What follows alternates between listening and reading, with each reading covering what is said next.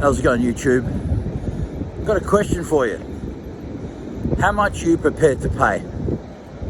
What is the price tag you're willing to drop on good health, a fit body, successful business, great relationships?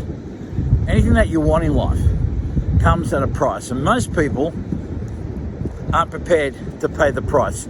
The price usually comes in the form of putting in time, a lot of effort, sacrifice, discomfort, and making necessary changes.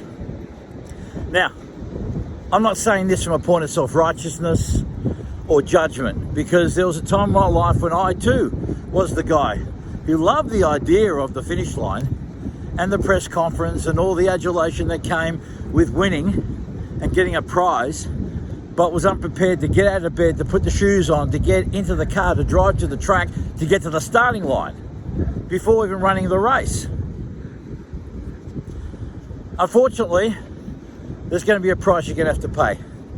And for most people, they're not willing to do the work, they're not prepared to put in the effort, and they're not prepared to do all the hard things in order for them to get the things that they want. So this is why I've come to a point in my life now where most of the people that want advice from me aren't really wanting what they want, but they like the idea of it. So when you're setting out on achieving some sort of goal,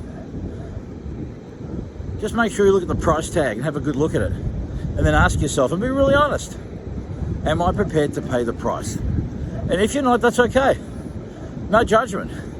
But don't expect all these good things to come to your life unless you're prepared to put in those non-negotiables: time, effort, sacrifice, discipline, discomfort, changing your environment, changing your peer group, all these things. You know, we're creatures of comfort, I get it. I like comfort too, I like predictability too, I like safety too. But I also know that those things can be a slippery slope,